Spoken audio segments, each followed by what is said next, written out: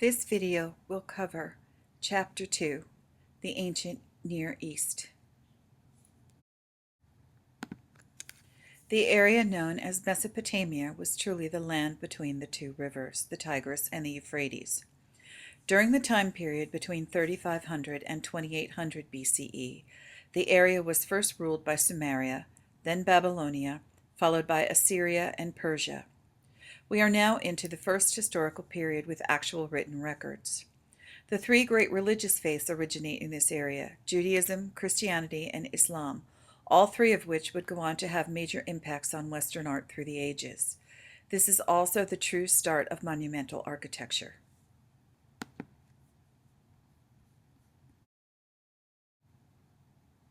As stated before, the rule of the region is first dominated by Sumeria, then Babylonia, Assyria, and Persia.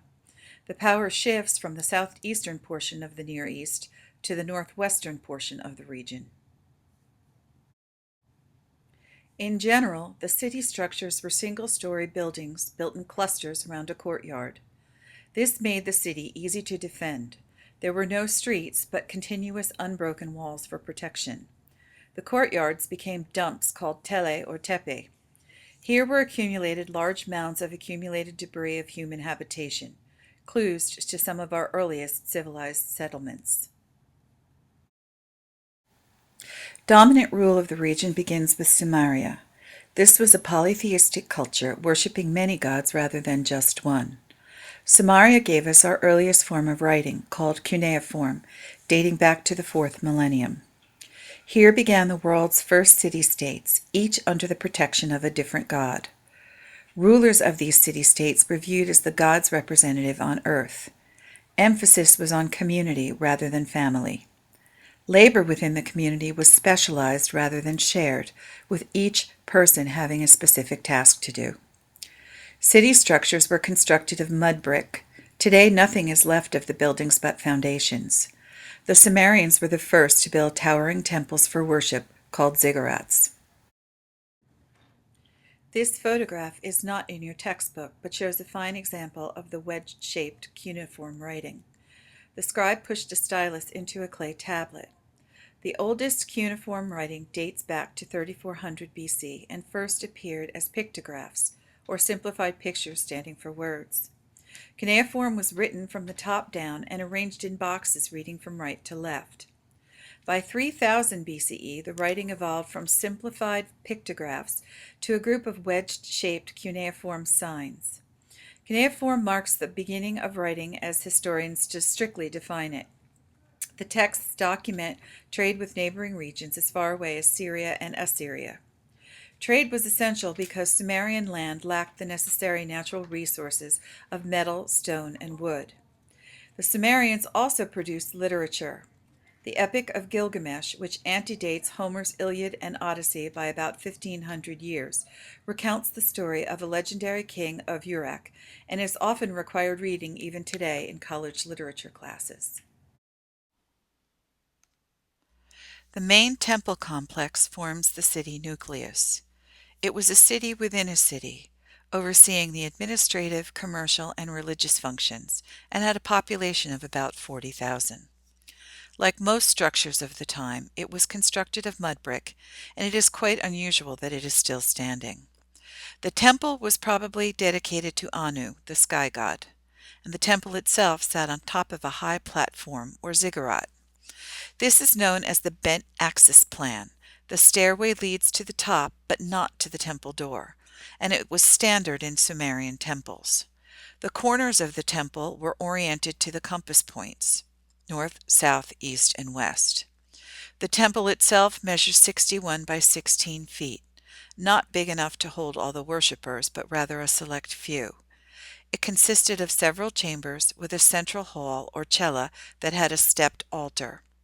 The temple was a waiting room for the god to descend from heaven and appear before the priests.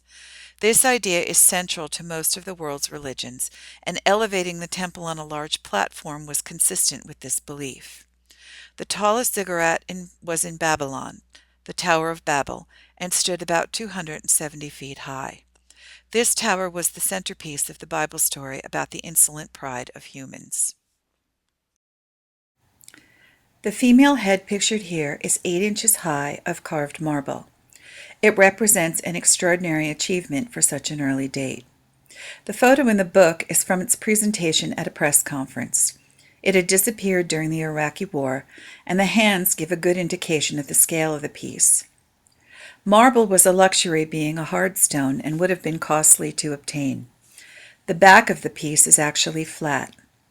The woman is most likely a representation of a deity, god or goddess, and thought to be Inanna because it was found in the area that worshipped her. This is a naturalistic rendering. The eyes and brow on the piece, now missing, were large and out of proportion, a Mesopotamian characteristic, and were inlaid with either stone, seashell, or metal. These would have been very colorful.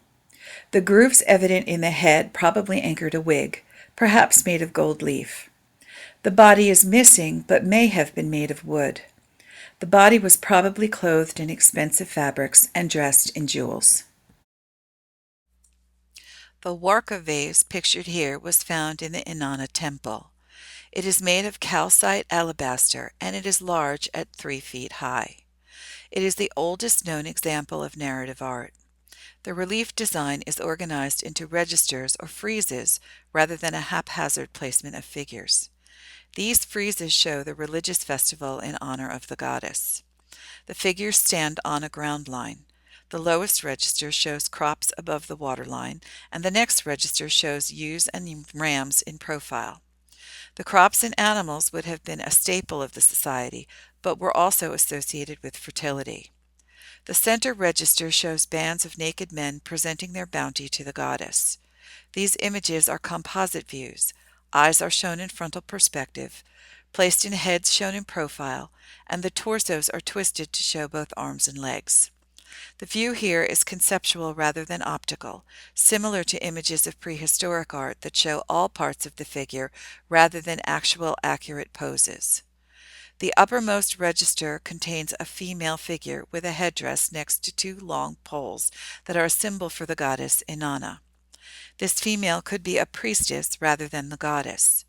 A nude male brings a vessel to collect offerings. Near him is a partially clothed man with an early pictograph for the priest king, showing both religious and secular leaders. This work demonstrates a hierarchy of scale. The most important figures in the work are also the largest. These examples of Sumerian votive statues were found buried beneath the floor in a temple. Carved of gypsum, which is soft, they contained inlays of shell and black limestone. The tallest of these is 30 inches high. These male and female figures are true sculptures in the round. The men wore belts and fringed skirts.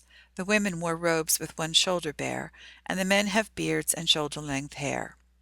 These figures are mortals, worshippers of the gods, with their hands folded in prayer and holding a small beaker for religious rites. Like the female head seen in an earlier slide, the eyes are overly large, in this case to hold an attentive gaze on the deity, a kind of eternal wakefulness. These were surrogate worshippers, to take the place of a real human during all hours of the day, and they are waiting for the deity to appear on the owner's behalf. As representational figures of the human form, they are more stylized, not conforming to natural appearances, instead of naturalistic. Sculptors of these statues were careful to distinguish physical types. For example, at least one child was found. The figures contain inscriptions on the back dedicated to the gods as an act of worship. As with the Warka vase, hieratic scale is evident here. The size indicates the importance or age of the owner. Size could also indicate the status of the owner. It would follow that the cost of the statue would increase with the size of the statue, making those who could afford larger works more affluent in the society. A stele is a carved stone slab erected to commemorate a historical event or mark a grave. This is a labeled narrative with a cuneiform inscription that deals with the theme of warfare. It celebrates the victory of Eannatum, the ruler of Lagash, over the neighboring city of Umma. There are carved reliefs on both sides of the stele. Its name comes from a scene of vultures carrying off the body parts of the defeated soldiers. The ruler, Eannatum, is leading an infantry battalion into battle, attacking on a war chariot. Foot soldiers are behind a wall of shields, trampling naked enemies as they advance. A hierarchy of scale is here again. Akhenaten is shown as a fearless general. This stele, while only a fragment, is considered an important document because it provides information about warfare and the role of a Sumerian ruler. The settlement of Ur was home to Abraham from the Bible. Leading families buried their dead in chambers beneath the city. Scholars are not sure if they were all priests and/or royalty, but they were laid out in royal fashion. Many riches were found buried in the cemetery to help the occupants into the afterlife. Of these buried items, the most significant art object found was the Standard of Ur. It is a rectangular box, but its actual function is not certain. It has sloping sides with shell, lapis lazuli, and red limestone decoration. Scholars usually refer to the two faces of the work as the war and the peace sides, but these actually may be a continuous narrative rather than two separate depictions. Each side is in 3 horizontal bands, reading from right to left and bottom to top. The war side shows chariots riding over the bodies of their enemies. Animals are depicted moving faster as they move toward the right. The middle band shows foot soldiers gathering captured enemies. The enemy figures were stripped as a form of degradation. The last register shows the king, who has stepped out of the chariot, being presented with the captives. Notice again the use of hierarchical scale with regard to the figures. The lowest band on the peace side shows men carrying either provisions or war booty. The next band shows attendants gathering goods and spoils for the banquet shown in the final upper register. Again, on this peace side of the Standard of Ur, the king is the largest figure, with other dignitaries and entertainers at the banquet celebration. A lyre is a musical instrument, specifically a harp. This one dates from approximately 2685 BCE and is from the tomb of King Abargi. It resembles the instrument in the feast scene on the Standard of Ur. It was originally made of wood, gold, and lapis lazuli, a rich blue semi-precious stone. The register illustrations are bitumen with inlaid shell. This lyre has been reassembled in a modern wood support. It was customary during this time to depict animals with beards. The sound box also shows human-headed bulls in the uppermost panels. Imaginary composite creatures were commonplace in this region and during this period. The panel is a heraldic composition. It is symmetrical on either side of the central figure. The sound board is an early illustration of a theme that becomes common: animals acting as people. Unlike Egyptian art, which we will study later, the eyes are shown in perspective from the side, not frontal most of the time. Cylindrical seals were unique to Mesopotamia. Usually less than 2 inches high, they were an incised or cut feature. The design around the outside of the cylinder was rolled onto the tablet, leaving a raised relief in the clay. Some had an image on the bottom and could be used as a stamp. Possible uses for these seals could be for business or as an indication of family status. They also could protect storage jars and doors against unauthorized opening. This seal design shows a banquet with Queen Pu-Abi being served by attendants. The seal shows the same figure types and compositional rules as the Standard of Ur. The composite views and seated dignitaries are larger than the attendants. Seals such as these are a priceless source of information about the religion and the society of the region. Unlike the Sumerian culture, the specific site for Akkad is not known. It is shown generally on this map as located in the center of the Fertile Crescent between the Tigris and Euphrates rivers, corresponding today to part of Iraq, Syria, and Kuwait. Akkadians spoke Semitic, a language similar to Hebrew and Arabic, but used the cuneiform writing of Sumaria. They were the first to call themselves king of the world as they took power. Akkadian culture believed the king had divine attributes, and subjects were expected to show loyalty to the king over loyalty to the city-state. While Sumaria gave us our first literature, Akkad gives us the first recorded name of an author, the priestess Enhuadana. This culture may have been the first to cast hollow, life-size bronze sculptures. They also may have been the first culture to place figures in an image at different levels in a landscape setting. This head of the Akkadian ruler, Nineveh, is made from copper and is 1 foot 2 inches high. The work was cast and then details were engraved, demonstrating the skill of the sculptor. It embodies absolute monarchy, even though the beard and the head are all that survive. There are signs here of deliberate mutilation. The eyes were gouged out, and the lower part of the beard has been broken off, and the ears have been slashed. The eyes probably contained semi-precious stones. This work is a balance of naturalism and abstract patterns.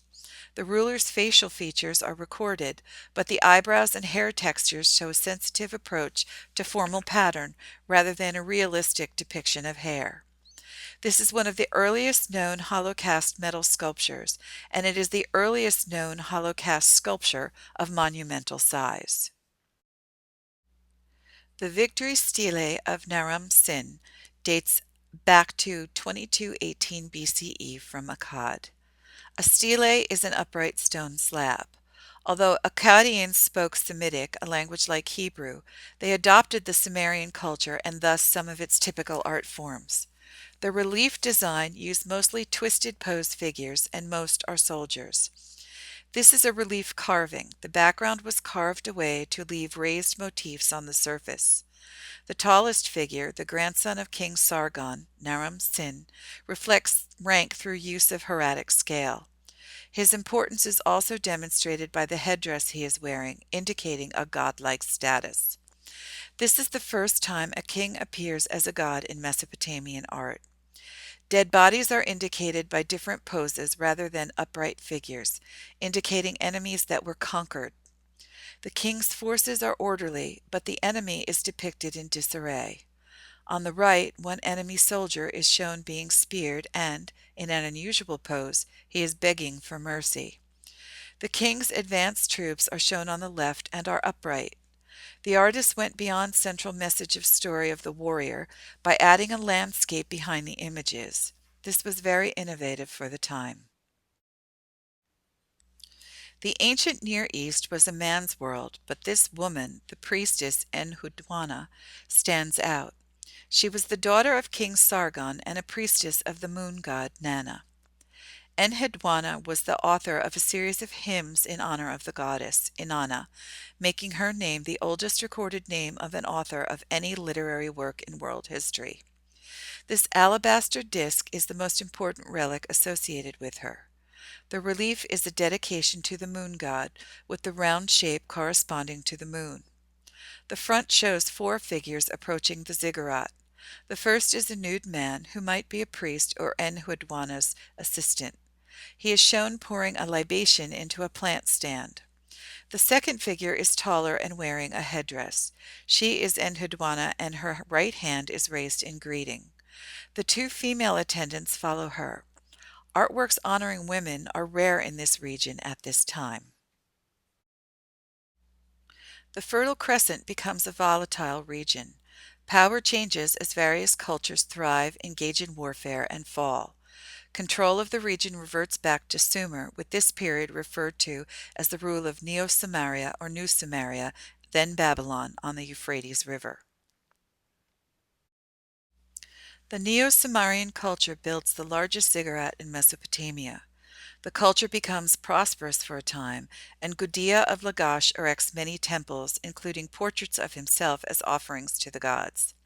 Eventually, though, power shifts to Babylon.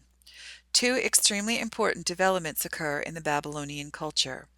The first is established by their greatest king, Hammurabi, who writes and puts forth the first comprehensive code of laws. The second is the experimentation with foreshortening, an illusory way to depict perspective in art, done by Babylonian artists.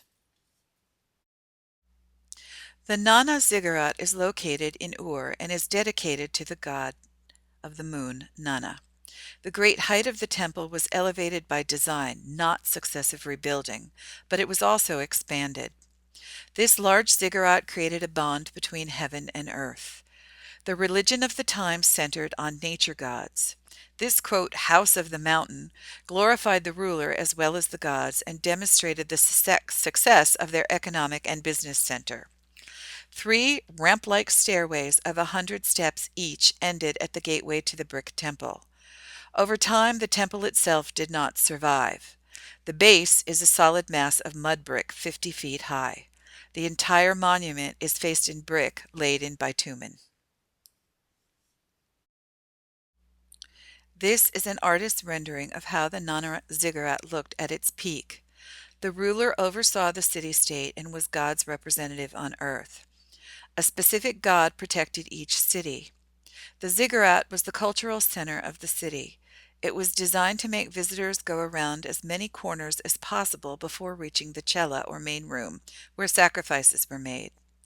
The architect designed the various levels, long staircases, and very subtle curves.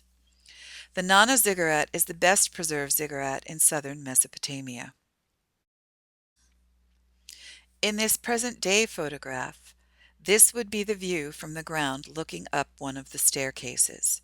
The stairway contained 100 steps, and each stairway converged at a gate in the front.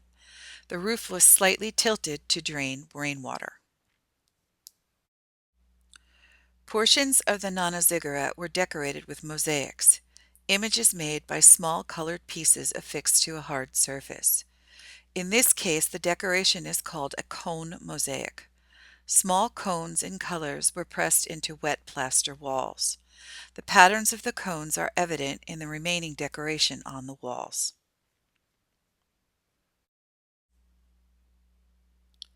This votive statue of Gudea is from 2100 BCE in Lagash. Akkadians took power from Sumerians, but then the Sumerians regained self-rule. The most important of the new Sumerian rulers was Gudea. Gudea revitalized the practice of the ziggurat temples and the practice of using votive statues. Here he is represented as a strong, peaceful, and pious ruler holding life-giving water. His large chest is a sign that the gods have given him fullness of life, and his arms reveal his God-given strength. About 20 statues of Gudea have been found, some having a headdress showing his importance. This statue is made of diorite, a black stone probably from Egypt, which is very hard and was very costly. The prestige of the material lent prestige to the portraits. The portrait itself is more naturalistic and refined on the head and face rather than the Sumerian votive statues, which were more stylistic. The emphasis is on the eyes, head, and muscles in the chest and arms to portray his power. The arms and shoulders give a sense of bone and muscle. The eyes are still large, but not as exaggerated as on the votive statues. This is monumentalism, giving the impression of grandeur. Some of the statues found were not proportioned correctly, with the head or feet larger than they should be. This seated statue shows a temple plan on Gudea's lap. He built or rebuilt all the temples in which he placed his statues at great cost. We have found buried accounts of his building enterprises in his temple foundations. Hammurabi was the first leader of the Babylonians and accomplished the first recorded legal codes in the world. These were carved in this stele, a megalithic stele. The top of the stele has a carving of Hammurabi, who is standing, with Shamash, the sun god, who is seated. Shamash has flames coming off his shoulder and is wearing a headdress. Here the deity is bigger proportionally than Hammurabi. Shamash is holding a measuring rod and rope circle, indicating his power to rule over the land, and is handing them to Hammurabi, justifying his right to set laws. This right comes from these builders' tools, the measuring rod and the coiled rope, and stand for the ruler's capacity to build the social order and measure the people's lives by passing judgment. This shows that the ruler is the messenger of God and symbolizes his intent to ensure uniform and generally humane treatment of his people. It is written in Akkadian and covered all aspects of Babylonian life. It exhibits two important exceptions to the artistic patterns of the time. Shamash's headdress is shown in true profile, so only 4 of the 8 horns are visible, and the work exhibits a tentative exploration of foreshortening with Shamash's beard. Diagonal lines create the texture instead of horizontal, perhaps allowing the image to recede from the picture plane. The sculpture also shows the throne in a 3/4 view rather than profile or frontal. The Lion Gate is the remains of a gate through city fortifications under Hittite rule.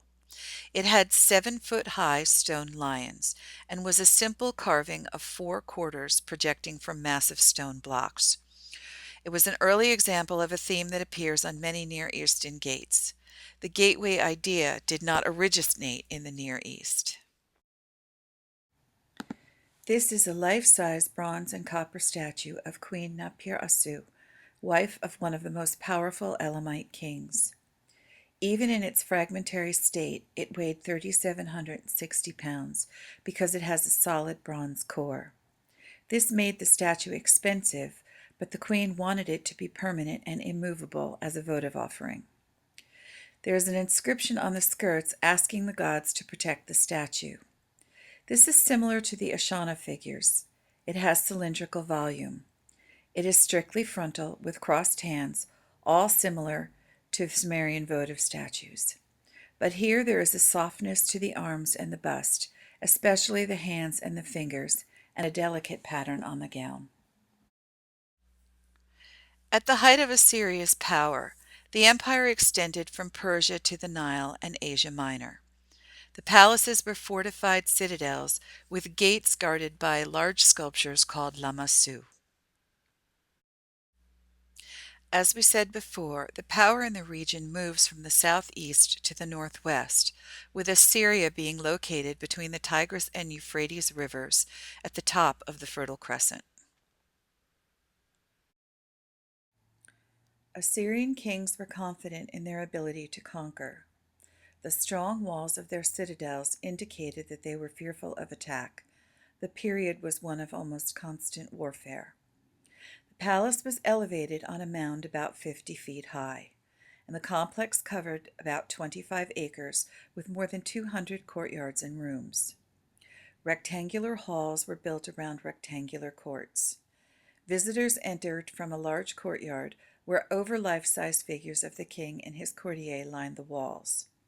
This was meant to portray a people who were merciless if you opposed them, but forgiving if you submitted to their will. The ziggurat may have been as high as 7 stories, but only 4 stories remain. These are lamassu, man-headed bulls with wings, which were to ward off the king's enemies. The task of creating these massive sculptures was daunting and celebrated in reliefs at the palace because the statues were so large. Partly in the round, but lamassu are more relief created on the adjacent sides of a corner. The front view shows the animal at rest, and the side view shows it in motion. Because of the portrayal of the dual poses, the figure actually has 5 legs, 2 visible from the front and 4 seen from the side. Again, this is a conceptual rather than optical view. Late Mesopotamian cultures emphasized palaces, not temples. Decoration was often low relief. This image shows a detail from one of the palace walls. The walls were decorated with narrative reliefs touting royal power, and these contained a high degree of detail. The king drove his enemy forces into the Euphrates River. Here 2 Assyrian archers are shooting arrows at 3 enemy soldiers in the water, and one swims with the arrow in his back. 2 others float to safety on inflated animal skins. The escapees are heading toward a fort, but in the work the fort appears to be in the middle of the river. This may be an attempt to show distance. The work shows different viewpoints in the same frame. The figures are composite views. The river is seen from an aerial perspective, but the trees and fort are shown in a ground level view from the side. This is yet another palace relief depicting, this time, the hunt of lions. The figures in this panel are overlapped to create spatial relationships and a greater sense of movement. A flying leap shows forward movement. The figures have bulging muscles and veins to indicate strength and power. The figures are twisted pose but modified, and the depiction is based on close observation and is more realistic than earlier renderings. In Babylonia's return to power, the culture constructs two of the seven wonders of the ancient world, the Hanging Gardens and the Tower of Babel. As the Persian culture gains in power, a capital is established at Persepolis, headed by an enormous palace complex. The Persians lose their control of the region when defeated by Alexander the Great in 330 BCE. This map shows the Persian capital of Persepolis, located near the Persian Gulf, and changes the shift of power from that southeast to northwest movement, returning the power back to the southeastern area of the region. As mentioned before, the Near East became an area of constant conflict and power shift. The Assyrians took control from the Babylonians, then were overrun by foreigners and natives. The Babylonians then once again regained control. The Babylonian culture rebuilt their ziggurat and would stage processions from the ziggurat to the Ishtar Gate, which was at the main entrance to the capital. This route would have been used for important religious processions. The gate is a large arcuated or arch-shaped opening flanked by towers. The glazed bricks include molded reliefs of animals, real and imaginary. The profile figures of dragons and bulls alternate along the gate walls. The Ishtar Gate was constructed by the Babylonian king Nebuchadnezzar about 575 BCE. It was the eighth gate of the city of Babylon, in present-day Iraq, and was the main entrance to the city. The Ishtar Gate was part of Nebuchadnezzar's plan to beautify his empire's capital. The gates measured more than 38 feet high, with a vast antechamber on the southern side. It was this processional way that led to the Temple of Marduk.